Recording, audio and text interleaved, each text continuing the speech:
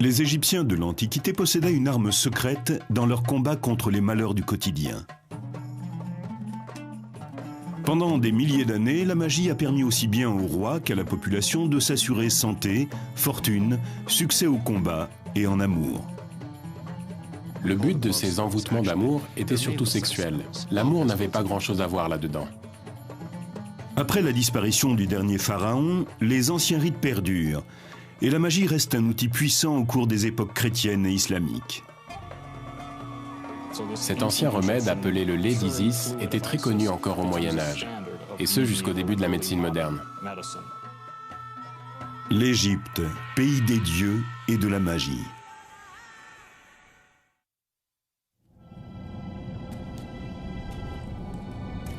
À notre époque, le terme magie évoque des rituels interdits, des rites maléfiques accomplis par des sorciers diaboliques, à des fins peu recommandables.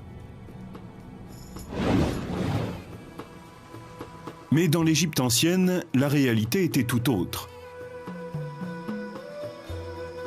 Du pharaon aux paysans, tous considèrent la magie comme un outil puissant contre la malchance. La magie est surtout une religion pratique, très terre à terre. Elle colle à la vie quotidienne. Les gens s'en servent pour obtenir ce dont ils ont besoin, pour réaliser leurs souhaits, leurs espoirs, et pour lutter contre leurs peurs. On trouve des formules magiques pour accroître les récoltes, et d'autres qui s'appliquent en complément de la médecine traditionnelle.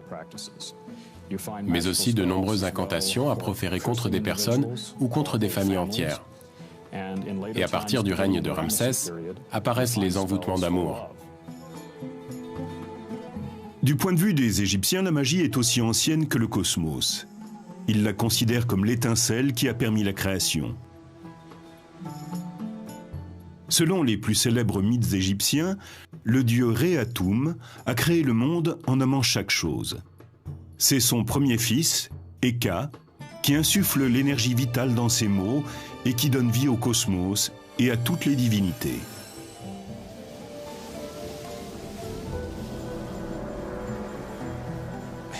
Le rôle d'Hécat est de donner force à tout ce qui n'est encore que visuel. Nous pensons d'ailleurs que le nom Hécat signifie « celui qui bénit les images », qui leur donne leur fonction et apporte la vie. Hécat est donc capable de créer physiquement les choses, à partir de leur nom ou de leur image. C'est le pouvoir du dieu Eka qui permet de rendre réelles les représentations d'offrandes destinées aux morts. C'est le pouvoir magique d'Eka qui permet à travers ces inscriptions que l'esprit du pharaon défunt accède à la vie éternelle.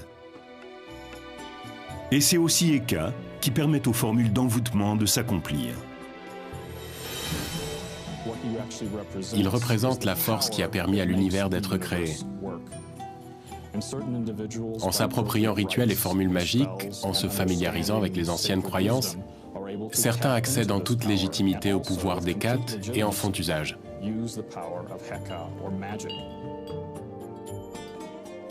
Pendant plus de 3000 ans, le pouvoir magique d'Eka est déclenché par des rituels officiels, destinés à protéger le pays, ainsi que par les incantations prononcées par les gens ordinaires.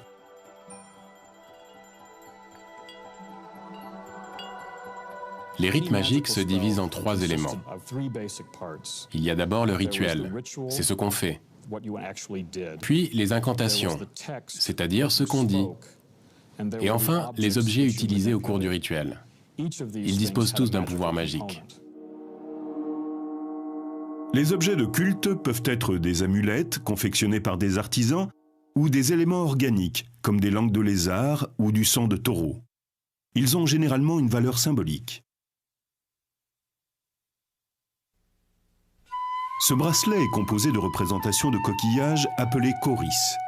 On s'en servait dans les rites de fertilité car leur forme rappelle le sexe féminin. On trouve des formules magiques datant de la période gréco-romaine de l'Égypte, qui se situe entre -300 avant Jésus-Christ et l'an 400 de notre ère. Elles concernent divers problèmes comme la santé, le commerce, l'amour. Pour que le charme fonctionne, il faut rassembler plusieurs éléments comme les yeux d'un singe, un clou provenant d'une épave de bateau ou des larmes d'âne. Les formules magiques reflètent souvent l'époque à laquelle elles ont été écrites. Un ingrédient apparaissait souvent dans les enchantements. C'était du sang de gladiateur. Si vous en recueillez et que vous en mettez un petit peu dans votre boisson, elle vous donne pouvoir, force et colère. Dans les formules magiques, en plus de l'explication du pouvoir qu'elles renferment, de la liste des ingrédients et des amulettes à utiliser, on trouve assez fréquemment un texte narratif appelé historiola. Il s'agit la plupart du temps d'histoires retraçant la vie des dieux. C'est le récit d'événements mythiques. Il est répété plusieurs fois, mais ce n'est pas pour s'assurer que les gens comprennent bien l'histoire. Il met en scène des grandes forces, et en les répétant à plusieurs reprises, on libère ce pouvoir. On lui permet de sortir des lignes du récit. On a alors une chance d'être investi de la puissance des événements relatés. Un rituel magique peut consister tout simplement à disposer quelques statues votives, des offrandes de nourriture, des morceaux de plantes ou d'autres objets sur un petit autel et à réciter des incantations magiques. S'il s'agit d'un sortilège, les objets utilisés pendant le rituel destinés à contrôler ou à nuire à quelqu'un sont souvent ligotés, écrasés, brûlés ou même fondus. Lorsqu'un sort vient d'être jeté, la formule magique est souvent enterrée dans un cimetière abandonné. Pour que la colère des défunts, que plus personne ne vient honorer, ne se retourne contre la victime du sortilège, ils choisissaient d'anciennes tombes, sur lesquelles on ne déposait plus d'offrandes depuis longtemps. Les endroits les plus indiqués pour enterrer ces formules étaient donc les cimetières abandonnés. Il existe des formules magiques pour tous les cas de figure. Certaines permettent d'améliorer la mémoire, de gagner au dé, de convaincre un client, de provoquer un accident de char et même de donner à un rival l'apparence d'un âne. La plupart des formules magiques se présentaient comme des formulaires avec un espace vierge pour inscrire votre nom. Vous achetiez un sort et vous y écriviez le nom de votre mère, car c'était la clé qui permettait de remonter dans votre généalogie. Parmi les formules d'envoûtement qui ont survécu à travers les siècles, nous avons trouvé celle-ci qui date de l'époque de la domination romaine. Elle est destinée à un pêcheur du nom de Sévérus.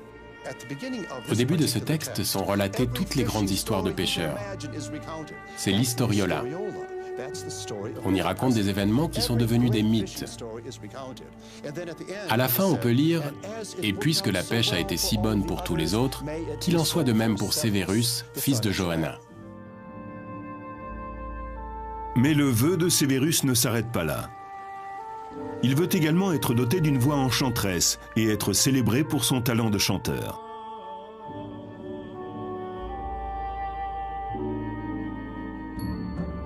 Ne les laisse pas me regarder partir, mais qu'ils scandent mon nom pour que je revienne chanter. Qu'ils ferment leur magasin pour assister à mon spectacle.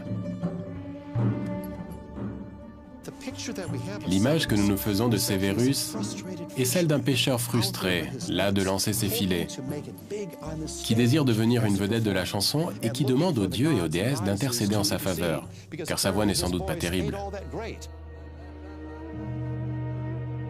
Nous ne saurons sans doute jamais si l'envoûtement a fonctionné, mais la foi dont cet homme fait preuve a été célébrée par les Égyptiens pendant 3000 ans. Les Égyptiens ont recours à la magie en n'importe quelle circonstance. Les formules utilisées sont littéralement calquées sur les premiers sorts jetés dans l'Égypte antique avec l'accord des pharaons. Ces sortilèges étaient destinés à écraser les ennemis étrangers.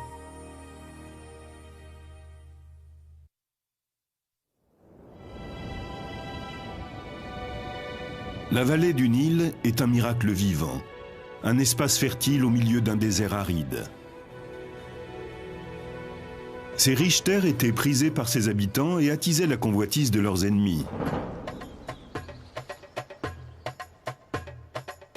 L'Égypte a été envahie par les Nubiens venus du sud, puis par les Hittites venus de l'est. À plusieurs reprises, les Libyens ont attaqué par l'ouest et des pirates ont débarqué sur les côtes méditerranéennes. Ces invasions incessantes ont conduit les Égyptiens à lever des armées et à bâtir des forteresses pour assurer leur protection. Mais la magie constituait aussi un élément important de la défense du pays. Parmi les premières malédictions et les sortilèges jetés par les Égyptiens, certains étaient destinés à paralyser les troupes ennemies. Nous avons la preuve qu'on pratiquait ce type de cérémonie occulte depuis l'Ancien Empire et que cela a continué sous la domination romaine. Il existait un sortilège contre les ennemis du pays. On inscrivait une série de textes préétablis sur des poteries qui étaient ensuite brisés et enterrés selon un rituel précis, le plus souvent dans un cimetière abandonné.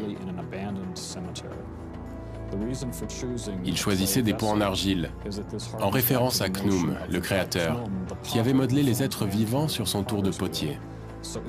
Symboliquement, chaque pot utilisé représente une ou plusieurs personnes.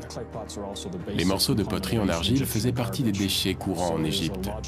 Donc, casser ces pots revenait à transformer les ennemis en déchets.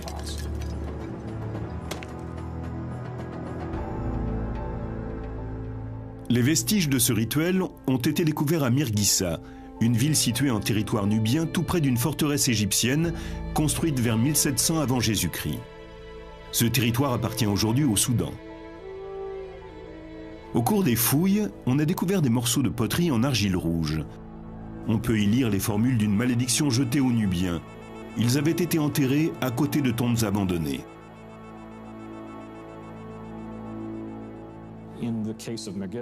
Le cas de Mirghissa a posé un problème, car il n'y avait pas de cimetière sur le site. Il a donc fallu en faire un.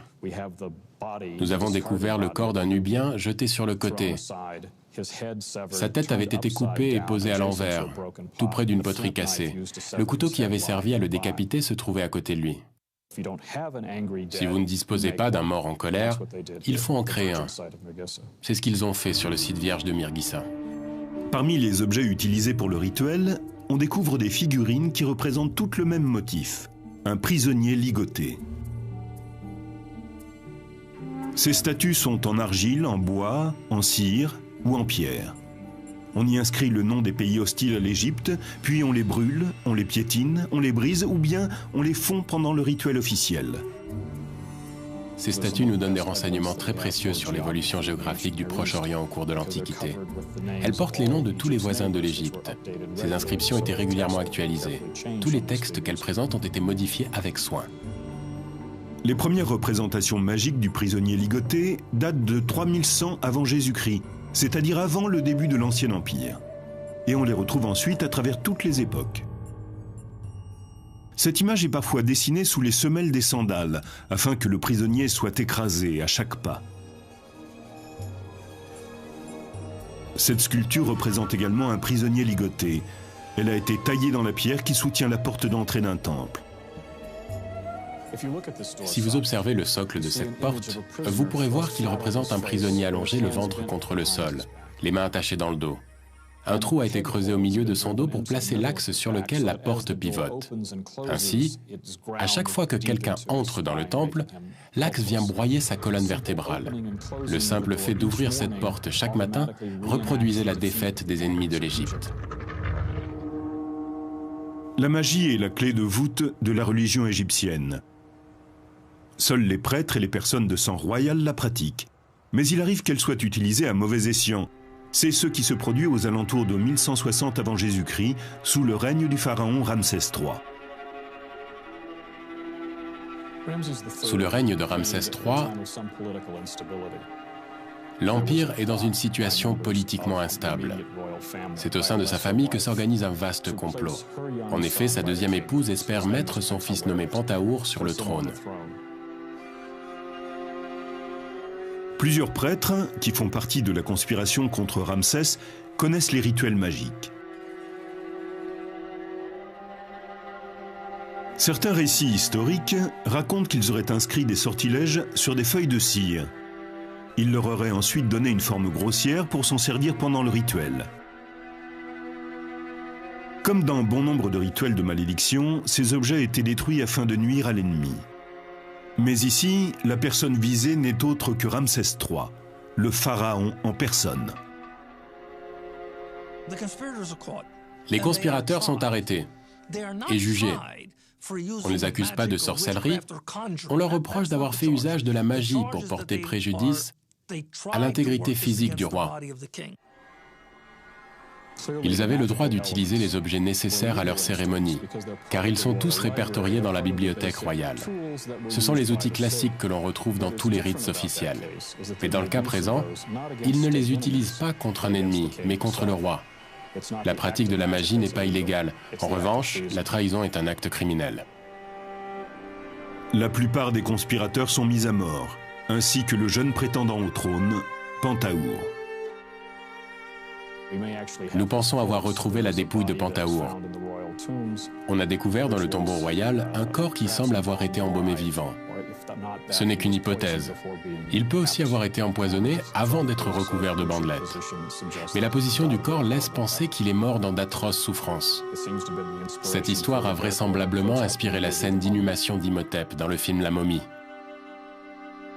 Malgré cette trahison, les rites destinés à jeter des sortilèges restent un élément central de la religion égyptienne. Il semble même qu'ils aient influencé le développement de certaines cultures apparues ultérieurement. Dans l'Ancien Testament, une histoire du livre de Jérémie a visiblement été empruntée à la tradition égyptienne. Suivant les instructions de Dieu, Jérémie se rend aux portes de Jérusalem et prévient le peuple d'Israël. Une malédiction s'abattra sur eux s'ils ne mettent pas un terme à leurs agissements diaboliques. Il brise ensuite un pot de terre et réitère la menace divine. C'est ainsi que je briserai ce peuple et cette ville, comme on brise un vase de potier, sans qu'il puisse être reconstitué. Jérémie, chapitre 19, verset 11. Pratiquée lors de rites officiels, la malédiction qui semble avoir inspiré Jérémie a été transformée pour remplir d'autres fonctions, notamment pour résoudre des problèmes d'ordre sentimental. Dans l'ancienne Égypte, ce qui était bon pour la guerre pouvait aussi l'être en amour.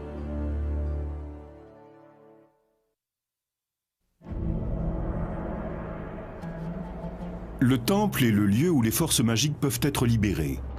C'est là que se déroulent les sortilèges officiels, là que l'on compose de nouvelles formules magiques et que l'on archive, copie et étudie les formules déjà existantes. Les prêtres sont les gardiens de ces puissantes traditions. Ils rédigent les textes magiques et les mettent en pratique. Pourtant, la magie n'est pas circonscrite à l'enceinte du temple. Seuls les prêtres les plus hauts placés dans la hiérarchie servent tout au long de l'année au sein même des temples. Les autres n'y séjournent que quelques mois et sont ensuite remplacés par un autre groupe de prêtres. 5 groupes peuvent ainsi se succéder sur une année. Le reste du temps, ils étaient libres de faire ce qu'ils voulaient. Ils pouvaient être fermiers, fonctionnaires, ou bien proposer leur talent dans le domaine de la magie. Ils étaient prêtres à temps partiel. Ils pouvaient assister aux différents rituels, y prendre part et même rédiger les formules qui devaient y être lues. Et en marge de cela, ils pratiquaient la magie au sein du peuple. Dans les villages, les prêtres transforment les malédictions destinées aux ennemis de l'Égypte et les utilisent pour prévenir les désagréments du quotidien, comme les problèmes de santé, d'argent et les amours malheureuses. Comme dans les rites officiels, ces formules comportent une historiola qui retrace des événements mythiques. Isis, la déesse mère, et son époux, Osiris, le dieu des morts, sont souvent invoqués dans les incantations amoureuses. Les sortilèges destinés à la population permettent généralement de contraindre quelqu'un à faire quelque chose. Ici, il ne s'agit plus de combat guerrier, mais de conquête amoureuse. Au Louvre, on peut voir une statuette d'argile représentant une femme accroupie, les bras attachés dans le dos. Cette position rappelle clairement l'image des prisonniers ligotés. Elle était utilisée lors du rituel de l'envoûtement amoureux. Mais ce terme est-il bien approprié ? Le but de ces envoûtements d'amour était surtout sexuel. L'amour n'avait pas grand-chose à voir là-dedans. La figurine du Louvre date du IIIe ou IVe siècle avant Jésus-Christ, de l'époque de la domination romaine. Elle a été trouvée dans un pot en terre, accompagnée d'un texte magique écrit sur une fine feuille de plomb. La formule contient des informations spécifiques pour le rituel. 13 épingles en cuivre doivent être enfoncées méthodiquement dans la figurine. À chaque fois que l'une d'elles est en place, on récite la même incantation. En introduisant cette épingle en cet endroit, tu ne penseras plus qu'à moi. Cela avait pour effet d'obliger une femme à n'avoir de rapport sexuel qu'avec vous. Il faut préciser que même le mari de cette femme était alors exclu. Il n'y avait plus que vous qui comptiez. Le but de ce rituel n'était pas d'amener cette femme à tomber amoureuse de vous, mais de la contraindre à vous aimer. Ce rite utilise la symbolique du prisonnier ligoté, sans défense et que l'on écrase. C'est une application très classique des anciennes formules de domination égyptienne. Il arrivait que dans un village, les gens sachent qu'un homme, voulant séduire une femme, lui avait jeté un sort. La femme savait qu'elle ne pouvait pas lutter. Si elle pouvait résister à un homme, c'était impossible face aux dieux et aux déesses. Elle savait qu'elle n'avait pas d'autre choix que de céder. Au cours de la domination gréco-romaine, les formules des envoûtements amoureux sont souvent placées dans des cimetières abandonnés, parfois même à l'intérieur d'une dépouille. Cela rappelle un procédé antique de malédiction. On jette une figurine représentant celui que l'on poursuit dans un cimetière abandonné, là où les morts en veulent aux vivants de les avoir oubliés. En payant grassement quelqu'un ou bien en s'adressant à un prêtre, le texte pouvait être placé dans les catacombes, dans la bouche d'un cadavre. Cet envoûtement a été demandé par un homme qui souhaite manipuler les sentiments d'une femme mariée, du nom de Karossa. La formule est directement adressée à la dépouille dans laquelle on l'a placée. Réveille-toi et viens à mon aide. Fais que ce qui est inscrit sur ce texte une fois placé dans ta bouche devienne réalité. Empêche Karossa de penser à son mari, à son enfant, à sa soif, à sa faim. Et mène-la vers moi, brûlante de passion, d'amour, et pleine du désir de m'offrir son corps. Vite, très vite. Malgré l'introduction du christianisme en Égypte, ce type d'envoûtement va rester en usage plusieurs siècles après la crucifixion du Christ. Beaucoup parmi les prêtres chrétiens avaient été élevés selon les coutumes anciennes. Et la magie perdure à travers des chrétiens originaires d'Égypte, l'Église copte. Nous supposons que les principaux responsables des guérisons, de la préparation des amulettes ou des sortilèges et qui reliaient les formules magiques étaient des coptes. Ils pouvaient aider un homme à conquérir une femme, ou encore permettaient à une mère de jeter un sort sur le couple de son fils quand elle estimait que son épouse n'était pas celle qu'il lui fallait. Donc à ce moment, elle jetait un sort pour arracher cette fille des bras de son fils. Il semble donc que toutes ces formules magiques auraient été écrites par des moines coptes. Ils étaient les Égyptiens lettrés de l'institution chrétienne. La magie a continué à être présente pendant la période copte, car les gens croyaient à ces méthodes. C'était une solution efficace pour la communauté. Elle n'était pas officiellement acceptée par l'Église copte, et elle ne l'a jamais été. Ces activités étaient pratiquées dans l'ombre et le sont encore aujourd'hui.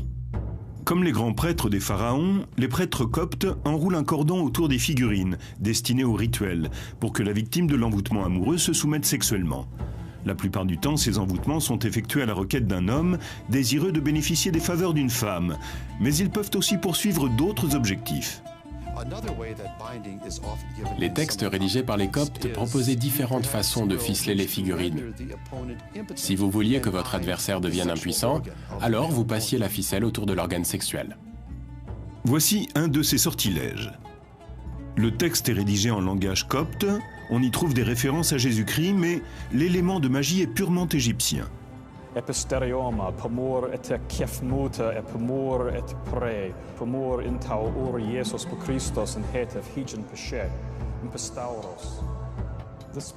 On invoque dans le sortilège l'union du ciel, de la terre, des oiseaux et de la lune, comme Jésus-Christ l'a demandé sur la croix, afin de s'assurer, comme il est dit dans le texte, que le membre viril d'eux, ici on inscrivait le nom de son ennemi, tout comme son désir, s'assèche comme un morceau de bois sec, qu'il devienne comme un chiffon sur un tas de crottins, qu'il ne durcisse plus, qu'il n'ait plus d'érection, qu'il n'éjacule plus, qu'il n'ait plus de relations sexuelles avec, et là vous mettiez le nom de la femme que vous convoitiez.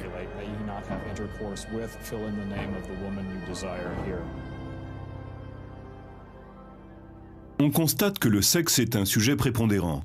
On le retrouve dans toutes les formules magiques, qu'elles aient été rédigées à l'époque des pharaons, au moment de l'invasion romaine, ou pendant la période copte de l'Égypte. Seule la santé occupe une place aussi importante que la sexualité. On craint surtout le mauvais déroulement d'une grossesse ou d'un accouchement.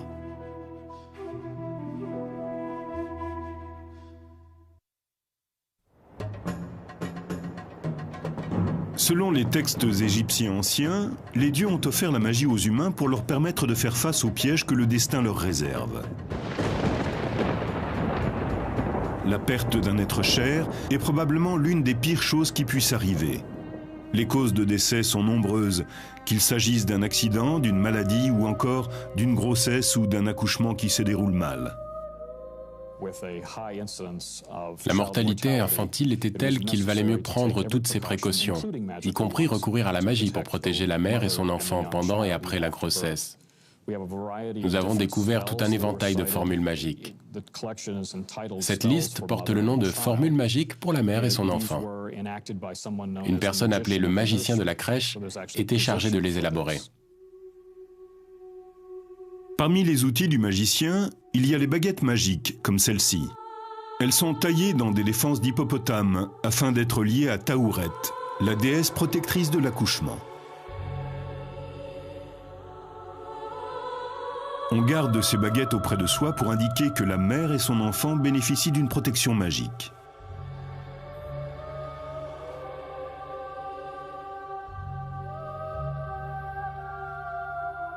Les jarres, dans lesquelles se trouvent les onguents magiques pour soigner les femmes enceintes, sont elles aussi associées à Taouret. Elle représente une femme enceinte avec la silhouette de la déesse Taouret. Si bien qu'elles sont en partie femmes et en partie hippopotames. On disait que les onguents que l'on mettait dans les récipients pouvaient servir à soigner les vergetures. On retirait en quelque sorte l'huile du corps même de la déesse protectrice de l'accouchement. Et on l'appliquait sur la patiente qui était à son tour investie du pouvoir de Taouret. Ce genre d'association entre magie et médecine n'est pas un cas isolé. Sous l'Ancien Empire, certains physiciens sont aussi appelés prophètes d'Eka, le dieu de la magie. Comme dans les emboutements amoureux, les formules de guérison comportent une historiola. On y retrouve souvent les histoires d'Isis et d'Horus. Parmi les magnifiques histoires que l'on raconte au sujet de la déesse Isis et de son fils le dieu Horus, l'une d'elles explique comment Isis parvint à soigner Horus d'une piqûre de scorpion. On note un grand intérêt dans la magie égyptienne pour se protéger des piqûres de serpents et de scorpions. Le mythe d'Isis et d'Horus a inspiré l'un des remèdes magiques les plus puissants, le lait d'une mère ayant mis au monde un garçon. Bien sûr, on ne disposait pas toujours du lait de la mère d'un jeune garçon. Il existait donc de petites fioles de la forme d'une femme avec un enfant dans les bras. On mettait un autre type de lait dans ce récipient, mais au moment de le retirer, il se transformait en un lait venant de la mère d'un garçon. Et lorsqu'on accomplissait le rituel approprié et que l'on récitait l'historiola d'Isis et d'Horus, ce lait devenait le lait d'Isis. Cet ingrédient mythique a été utilisé longtemps après la disparition des pharaons. Le physicien grec Hippocrate, qui a vécu entre le 4e et le 5e siècle avant Jésus-Christ, le comptait aussi au nombre de ses remèdes. Le lait d'Isis est utilisé dans les pays occidentaux jusqu'au XVIIe siècle. Il apparaît pour la dernière fois en Angleterre dans des remèdes à base d'herbes. L'ancien fluide thérapeutique égyptien d'Isis est longtemps resté un traitement reconnu.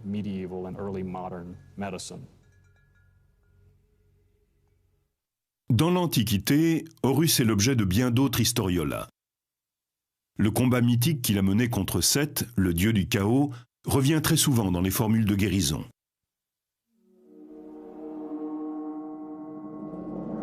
La légende raconte que Seth arracha un œil à Horus lors d'un terrible combat. Mais Thoth, le dieu de l'écriture et de la médecine, grâce à la magie, parvint à guérir son œil. En récitant cette partie du mythe qui traite de la guérison d'Horus, datant de l'époque des dieux, on va agir sur la guérison du patient. Selon les anciens textes, Thoth a craché sur l'œil blessé d'Horus, ce qui a suffi à le guérir. Cette technique consistant à cracher sur une plaie est devenue une caractéristique de la magie égyptienne. L'œil intact d'Horus porte le nom d'œil Udjat. Il est devenu le symbole le plus répandu sur les amulettes d'Égypte. Aujourd'hui, l'œil Udjat fait partie de notre quotidien. Il apparaît encore sous cette forme dans les pharmacies. Comme l'œil Udjat, le rituel magique du crachat a été repris par d'autres cultures. On retrouve cette méthode du crachat dans le Nouveau Testament. Dans l'évangile de Marc, Jésus crache sur l'œil d'un aveugle pour le soigner, comme l'avait fait Thoth des siècles auparavant. Cette pratique magique est tellement répandue au Proche-Orient que l'on ne sait pas si Jésus s'est inspiré de la culture égyptienne ou si cette pratique vient bien de Palestine.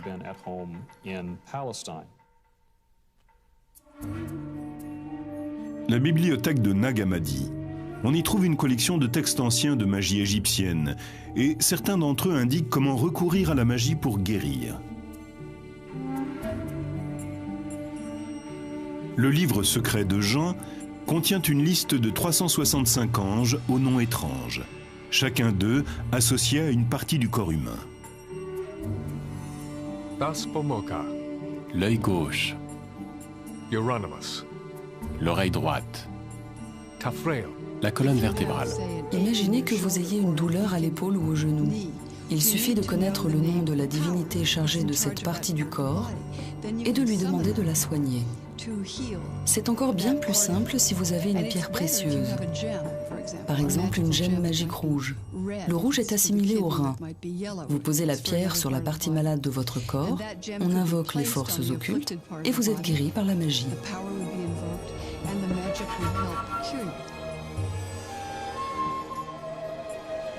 Des traces d'une autre tradition magique ont été découvertes ici, dans la synagogue Ben Ezra du Caire, l'un des plus vieux temples juifs d'Égypte.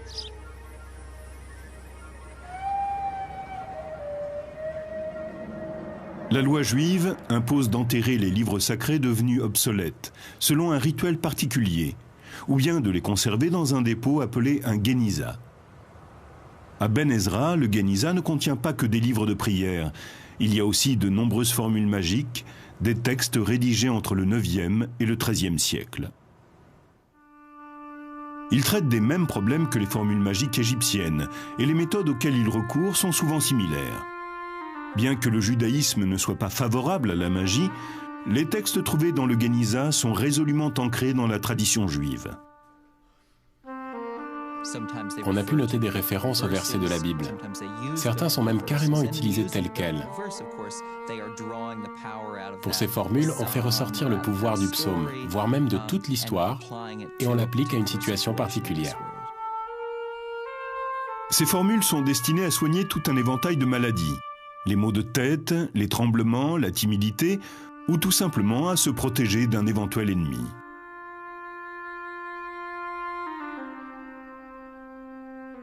Les textes magiques du Géniza ont un point commun avec les textes coptes et ceux rédigés à l'époque des pharaons.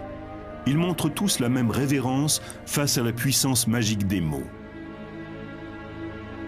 Plus tard, on retrouve le même respect dans l'une des nombreuses traditions magiques que l'Égypte ait connues, celle de l'islam populaire.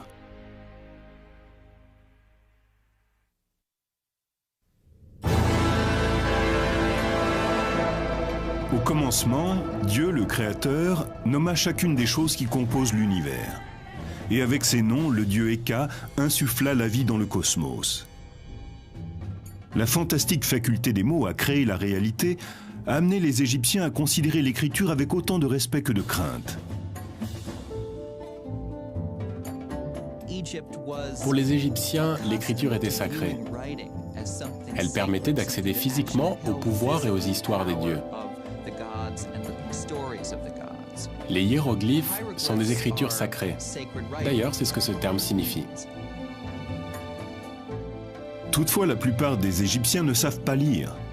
Ils doivent extraire le pouvoir des mots, comme ceux de la formule inscrite sur cette amulette d'Horus, sans être capables de les lire.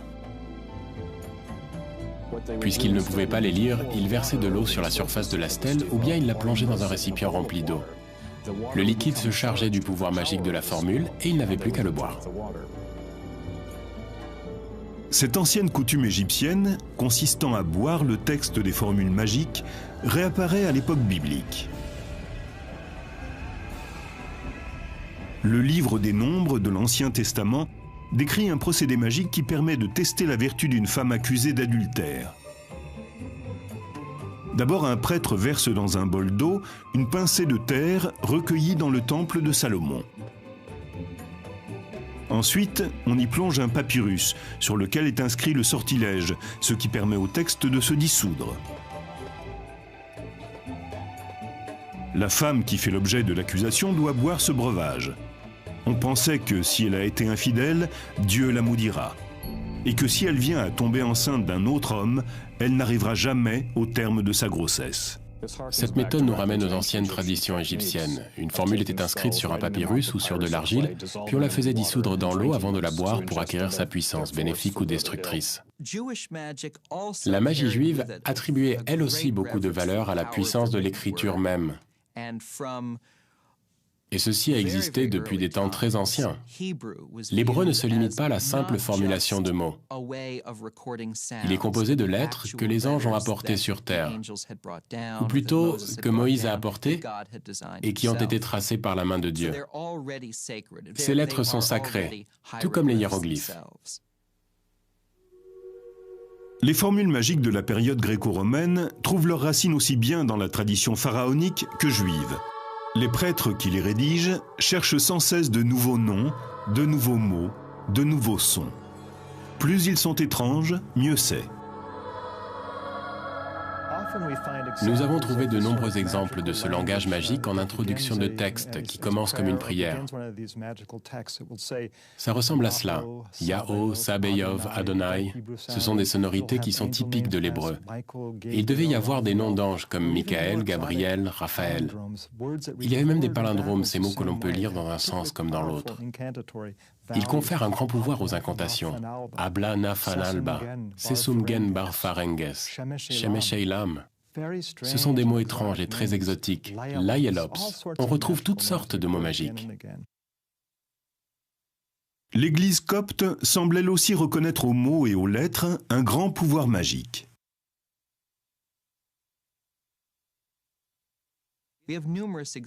On trouve de nombreux exemples dans lesquels les premières lignes des évangiles sont inscrites dans le but d'invoquer le pouvoir des dieux chrétiens. Certains de ces textes sont utilisés comme une forme de pouvoir.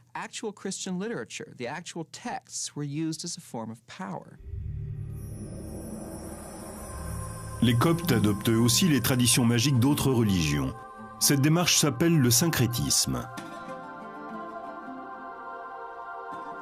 On constate une tendance syncrétiste dans les textes magiques coptes. On y retrouve toutes sortes de noms. Des noms judaïques, des noms de dieux et déesses gréco-romains. Il y a aussi des références aux dieux et déesses de l'Égypte pharaonique. On trouve également dans ces textes hautement syncrétiques toutes sortes de références chrétiennes, telles que les anges, le Christ, le divin.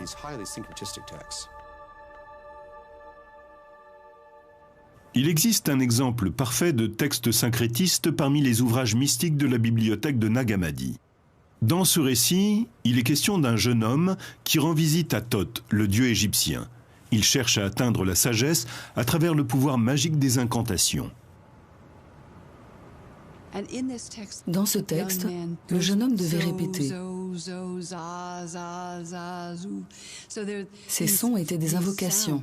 Peut-être les disait-il à haute voix, ou répétait-il ces sonorités une vingtaine de minutes, afin d'entrer dans un état de transe.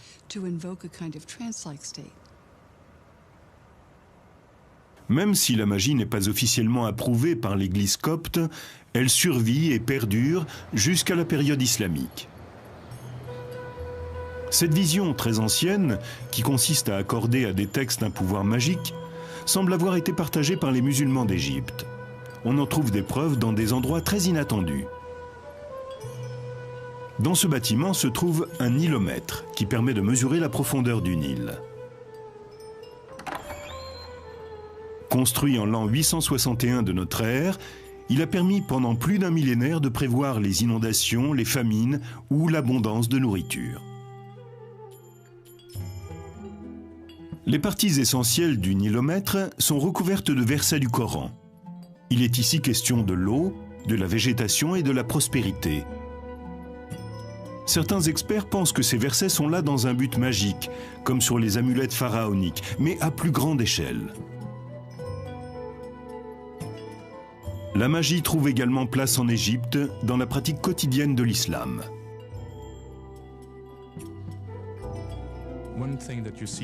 Aujourd'hui encore, on peut voir des bols magiques sur lesquels sont écrits le nom de Mahomet ou celui d'Allah, ou encore un extrait du Coran.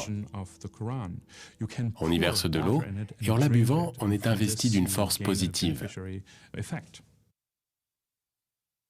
L'utilisation des bols magiques n'est que l'un des nombreux rituels musulmans qui reprennent les traditions de l'Antiquité égyptienne, liées au pouvoir de l'écriture.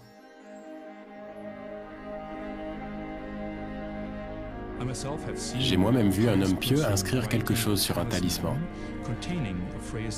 Il écrivait des versets du Coran sur un morceau de papier. Il l'a certainement emporté chez lui pour le dissoudre dans de l'eau et boire le breuvage.